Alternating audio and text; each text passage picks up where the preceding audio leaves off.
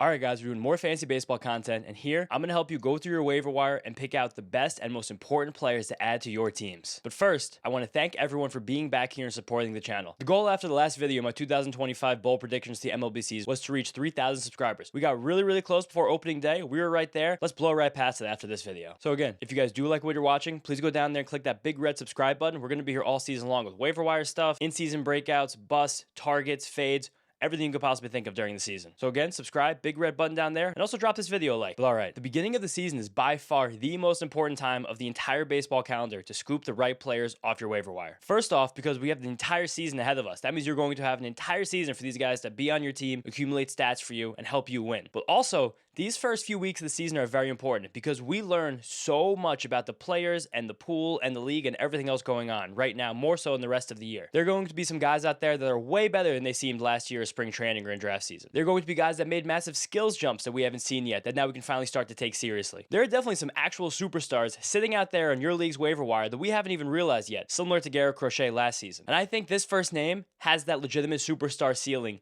even in his rookie year, and that's Christian Campbell of the Boston Red Sox. It's been really obvious through the first couple games this season that Campbell belongs in the major leagues. So far, he's 6 for 14 with a home run and a double in his first few games. That home run that he hit on Saturday night was smoked at 112 miles an hour and traveled an estimated 431 feet deep over the left field fence in Texas. While the home run got a lot of headlines and Campbell's great play in general, his most impressive moment of the whole weekend I think came on Sunday when he was facing Jacob deGrom and was down 0-2 in the count. deGrom tried to sneak an 0-2 fastball right on the outside black by Campbell, the rookie, probably expecting a slider, but Campbell just went with the pitch, made contact, and took it the other way for a double down the line. That was wildly impressive to me, and that shows me a player who understands what's going on in the game around them. The game is not happening too fast. He's already been able to slow it down and kind of understand what pitchers are trying to do to him, even though it was only his third career game. On top of that, some early things we can see that show Campbell's massive potential. He has 90th percentile bat speed. That means he's swinging really hard and hitting the ball really hard. He's not really expanded the zone yet. He's very rarely chasing pitches outside of it. He's not striking out. He's taking his walks. He's really fast, tremendous athlete. Honestly, he's not just a good player. He might really be a superstar right off the bat. He had nutty production last year in the upper minors, was the minor league player of the year, has incredible exit velocities, and as we're seeing right now, very good hit tool and good plate discipline. He is the entire package. And then on top of that, it's really nice that he has a lot of positional eligibility, often shortstop, second base, and outfield, and already hitting fifth, right in the middle of a really talented Red Sox lineup. They haven't even gone home to Fenway Park yet, where his powerful right-handed swing should be able to feast on the Green Monster. Adding Christian Campbell to your team right now could literally change the entire trajectory of your season. Next up is Jack Leiter, starting pitcher on the Rangers. If you guys have been watching this channel, you know I shouted out Leiter in my breakout pitcher video that came out just before the season began. And he made good on that pick already in his first start of the season, when he went 5 innings, striking out 4 batters, only allowing 1 walk and 1 earned run on Friday against the Red Sox. That might seem like a bit of a pedestrian start, but 5 innings is the most innings that Jack Leiter's ever thrown to start at the major league level, and there was only one other time where he walked 1 or fewer batters while going at least 5 innings. So already we're seeing the big command problems that hampered Leiter through the upper minors and last season possibly not be as bad, which is a really good thing. Also, there's been a lot about Jack Leiter's new repertoire coming through the spring that I talked about in that pitcher breakout video, and those new pitches looked amazing. He was using his sinker against both right-handed batters and left-handed batters, placing it where he wanted it to go, and his new kick changeup was the star of the show. He was comfortable with it against left-handed batters as his second most thrown pitch against them, and it was a really good wrinkle to keep them off balance. On top of that, he still has a tremendous slider. He still has amazing 99-mile-an-hour fastballs that live in the top of the zone and got tons of swings and misses. Leiter looked really good, and the talent's always been there for the former #1 overall pick. He has the clear spot in the Rangers rotation, so they clearly trust him. The new repertoire gives him new wrinkles, new things for hitters to think about. It helps mitigate some of his command issues because I have a couple more things to think about. Can't just sit dead red and knowing it's not going to be the strike zone when it's not a hard pitch coming. I really like Leiter, and he's someone that should not be a free agent in any leagues anymore. Next up is Tyler Soderstrom, first baseman on the Athletics, a popular breakout pick. He is smashing the ball so far this season. He's got 3 home runs in his first 4 games, and those games came in Seattle, a very tough place to hit. And 2 of those home runs came off of Logan Gilbert and Brian Wu, 2 tremendous starting pitchers on the Mariners. There was some platoon risk for Tyler Soderstrom coming into the year, but he has started every single game and has hit 5th or 6th in the lineup in every one as well. He is someone you have to add right now because when he goes home to Sacramento, where the A's are playing this year, it could become a launching pad. This A's lineup is really good, and he's someone that could legitimately put out 30 home runs this season from the first base position. Next up is Kyle Manzardo, first base DH on the Guardians, also with massive power. He's hammering the baseball right now. He's 5 for 14 to start his season with 2 home runs, a double, and a triple for the big guy. Similar to Soderstrom, there was legitimate fear that Manzardo would platoon this season and not play against left-handed pitching. Well, that wasn't true. On opening day, he was in the lineup, hitting 5th against Cole Reagans, one of the best left-handed pitchers in the league, and he rewarded manager Stephen Vogt's confidence by smashing a triple down the line in that game. Also, he's already hit a home run off a left-handed reliever this season, Angel Zerpa. If Manzardo could hit left-handed pitching, and if the Guardians are willing to put him in the lineup against them, there's a massive ceiling here. He got some MLB experience last season and held his own, which is a really big deal for these young players entering the league, because right now the difference between AAA and the majors is massive. So letting these guys come up a little bit the year before,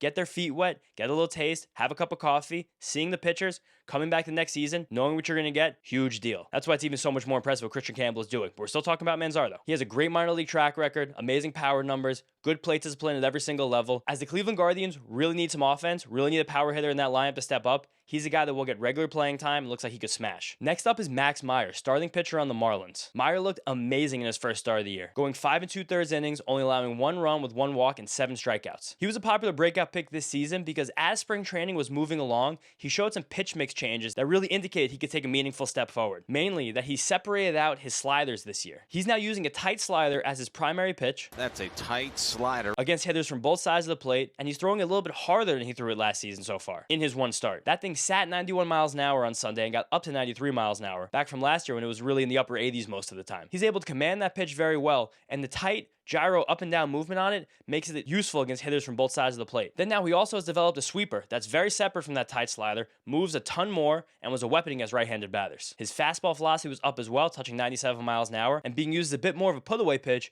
as he was setting hitters up with that tight slider. Changeup development's also been a big thing that's kind of halted Meyer at the upper levels of the minors, and last year coming up to the Marlins, but he looked much more comfortable with that changeup on Sunday, especially against left-handed batters. He has a clear rotation spot on a terrible team with a great home ballpark to pitch in. Max Meyer is someone that could take a very legitimate step. He's worth the add to your team. Next up, we have possibly the best hitter in the league through the opening weekend. It's Waiver Abreu, outfielder on the Red Sox. Abreu legitimately lit the world on fire over the first couple games here. He is 7 for 12 with 2 home runs, 2 doubles, and a ridiculous 6 walks to no strikeouts. He has walked 6 times so far this season and is yet to strike out. Ridiculous. He was kind of the forgotten man on the Red Sox active roster this offseason with the crazy drama around Alex Bregman and Christian Campbell coming up, Rafael Devers having his little temper tantrum, Masataka Yoshida being due a ton of money. But the Red Sox opted to give Abreu the starting outfield spot over Yoshida as all of the dust settled. And he rewarded them with this amazing first weekend, kind of catalyzing their offense, as Devers has struggled mightily. It's also very easy to forget that Abreu was legitimately good last year. He was a 3-win player with power, speed, and solid defense in the corner outfield. He could really smash in this Red Sox lineup. Fenway's a great place to hit, as I mentioned with Christian Campbell,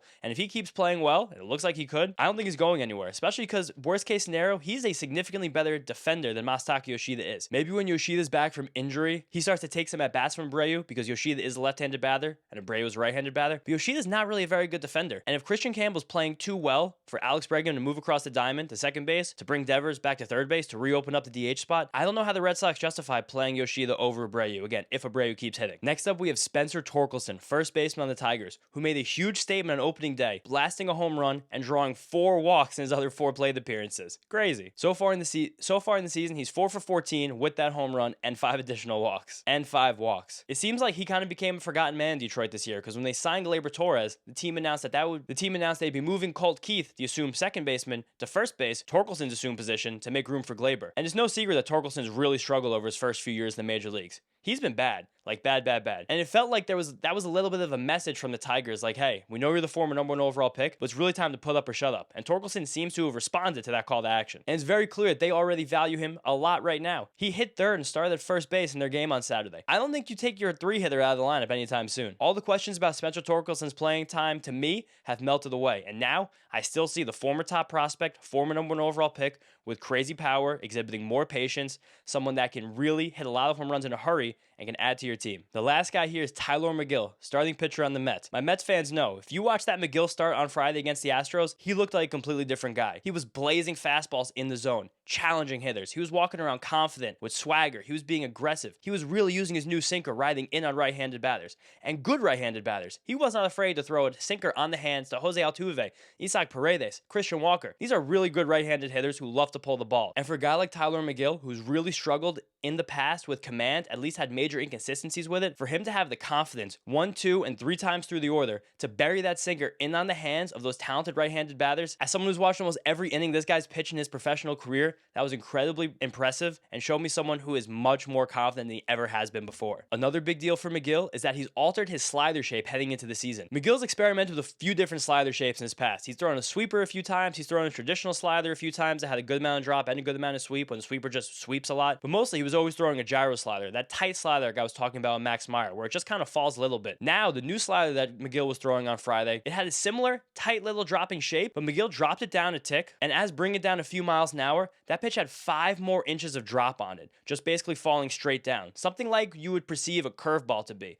The technical, baseball nerdy term for what Tyler Megill was throwing here is called a death ball. And again, to be nerdy for 20 seconds here, apologize to everybody, that's that gyro slider shape with a much more exaggerated version of it. So instead of falling down, dropping a little bit, it's falling down, dropping a lot. Hopefully that's a pitch that can be very platoon neutral for Megill, meaning that he can throw it against right-handed batters and left-handed batters. Having a consistent breaking ball is a huge deal for Megill, who's never really been able to have that, but always had the explosive four-seam fastball. He added the sinker last year, and that's a really valuable wrinkle for him, especially against the right-handed batters. With the fastball, the sinker, and now possibly a platoon neutral, super nasty slider shape, the sky's the limit for Tyler Megill. It always comes back to consistency with him. It always comes back to command. A lot of times it really comes back to confidence, but there's a package here for a starting pitcher that the Mets have already shown a vote of confidence in that could be really, really, really good for the entire season. He was really good at the end of last year, and the Mets have a really good defense behind him, a really good home park, and a really good team that's going to win a lot of games. Tyler Megill can genuinely take a massive step forward this season, and if he does, you want him on your team for that. Okay, those are all the big guys I wanted to talk about in this video, but now I'm going to run through 5 more names that you guys should be on the lookout for and pay attention to if you're in some deeper leagues. First up is Victor Scott, center fielder on the Cardinals. Scott is a speed demon, really valuable in our categories league, and he's hitting for a bit more power so far over the first weekend. Then we have Richard Fitz, starter on the Red Sox. Had a decent start on Sunday against the Rangers, ran into trouble, gave up some home runs third time through the order, but he has a good fastball, he's a sinker, he has a slider. I'm just a little bit worried about whether or not Fitz maintains this starting spot once Brian Bay and Lucas Giolito come back. That's why I didn't want to include him on the big list, but he's got good stuff. Then Trevor Larnach, outfield DH on the Twins. He's a boring compiler. He's been hitting the top of their order. He hits the ball hard. He even stole a bag over the weekend. Someone that's good in a deeper league team. Then we got Griffin Canning, another starting pitcher on the Mets. Canning statistically was the worst pitcher in baseball last season, but the Mets are pushing up his slider and changeup usage, trying to hide his poor fastball. He had a really good start against the Astros, a team that owned him in the past. Keep an eye on Canning in your deeper leagues. And lastly, we want to throw a closer on here, Jose Alvarado. Alvarado is throwing 102-mile-an-hour demon sinkers right now. I know Jordan Romano right now is the perceived closer in the Philly bullpen, but he's had some injury issues in the past, and Alvarado might even be more effective than him. Keep an eye on Alvarado if you want to get your next guy for saves, or if you're in a saves and holds league, Alvarado's a great guy for that. Now, lastly here, I'm telling you guys about players you're going to be picking up. So I want to drop some names of some guys I think I would be comfortable dropping in most leagues after watching them play over the first weekend. First up is Charlie Morton, starting pitcher on the Orioles. Just really looks old. It looks kind of done for old Chuck. Curveball still looks good, but fastball does not look good at all. Then we have Justin Martinez, someone who people were touting as the closer in Arizona, but over the weekend he came to 2 games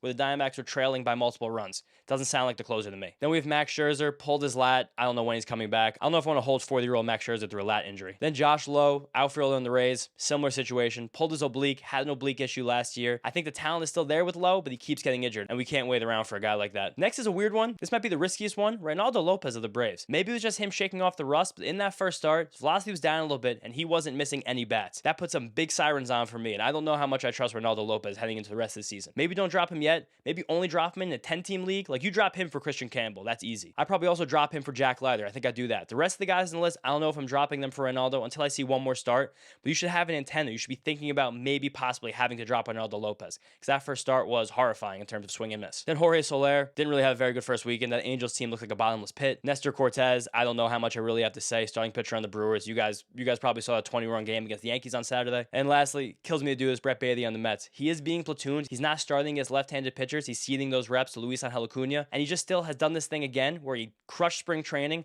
but now he's come to the majors and looks a little tight, looks a little nervous, doesn't really, kind of losing his plan, losing his approach. I don't know how much I trust Baty moving forward. All right, guys, that's the first Waiver Wire episode of the season. Get in the comments. Let me know if you guys like the format of this. I'm going to try to do a Waiver Wire episode just like this every Sunday or Monday, just depending on what my own schedule is like, but expect this weekly, sometime between Sunday at 5 and Monday at like 2 or 3 o'clock. But let me know if you guys like the format. Let me know some other in-season stuff you guys want me to do. do. I think later this week, I'm going to do maybe a stock up or stock down or something like a buy or sell. Talk about guys having hot starts, talk about guys having cold starts, and say which ones I believe in and which ones I don't. But you guys, hit me up in the comments. Give me some ideas for the season, because this channel, we're all here together. We're trying to build a good fantasy baseball community. Let me know what you guys want to hear, and I'll be happy to tell you. But again, thank you guys all so much for being here. Please drop a like on the video. Please subscribe if you haven't already done so. Click that big red button. We're going for 3,500 subscribers by the end of the week. It's a big goal, but that'd be great if we got there. Thank you guys all again. I'll see you next time.